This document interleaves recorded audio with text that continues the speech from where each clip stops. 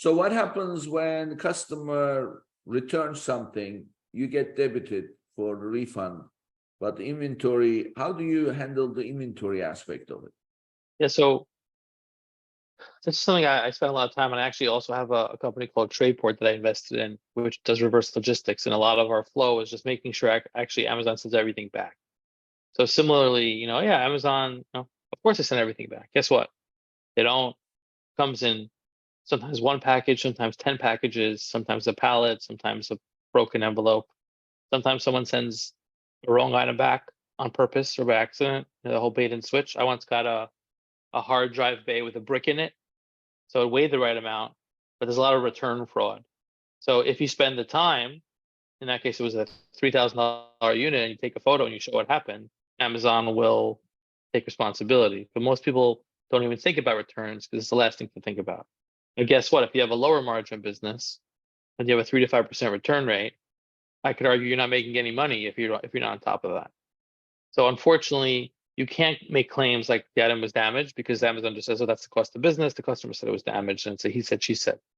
But if it's like significantly damaged, like the whole thing is smashed, or it's missing accessories, unusable, unsellable, you can make a claim. Guess what? In order to make the claim, you need to take a photo of the box when it came into the warehouse. You need to take a photo of the packing slip.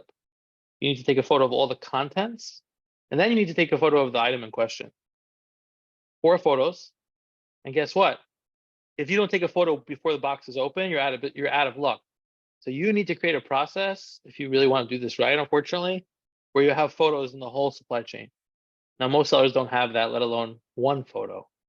But try making a claim on that $2,000 item when you already burned the evidence.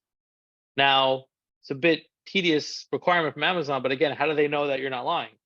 I know people who make it up and say, "Oh, we never got X," or they've sent fake photos of smashed iPods. Obviously, Amazon will catch on because they're smart and they know what they're doing, and people fraud the system. But even if you want to do it legitimately, if you don't have a process or a partner or a service, and your returns are worth more than 40, $50, and you don't have a process, you're burning money. I could argue that's the biggest burn point.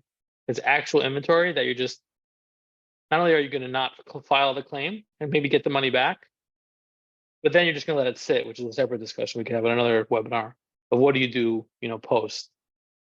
What we do is we allow clients to send this data to us, and we're working on a SaaS tool where they could actually receive inventory and integrate with their ERP and collect data points along the way to claim. So we could help them claim it on their own. I wouldn't recommend it if you're a private label seller with small units. It's just not worth it, unfortunately.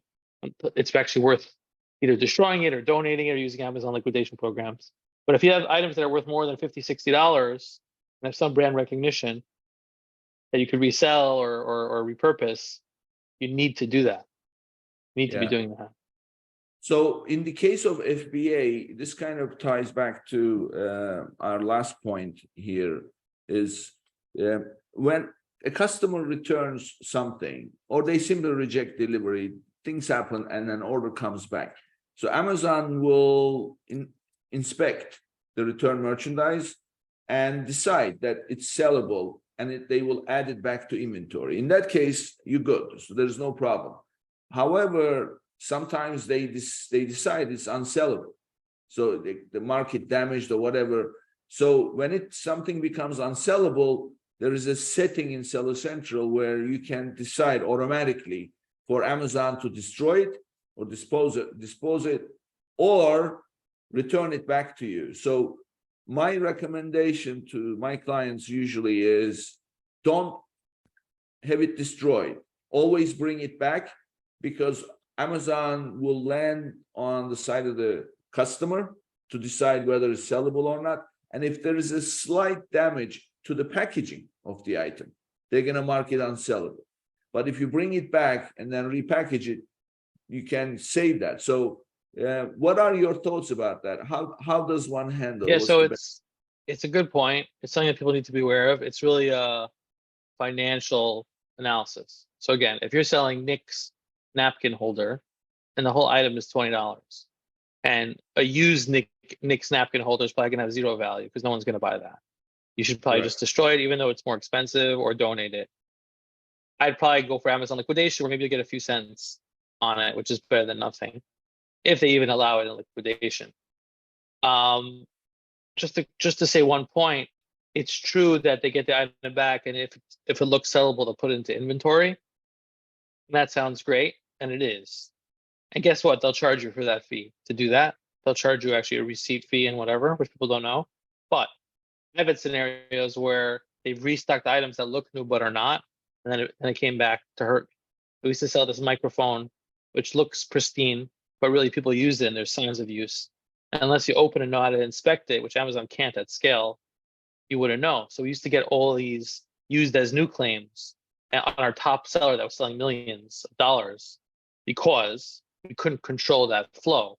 So either we would have to remove everything, but guess what? That's a new advent, meaning Amazon just allowed you to remove everything and not have them restock.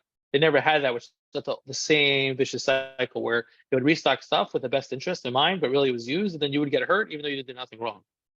So now that there's that, it's a multi-level process. How much is the item worth? What's the risk of having them restock it based on the condition? Could it look used or not?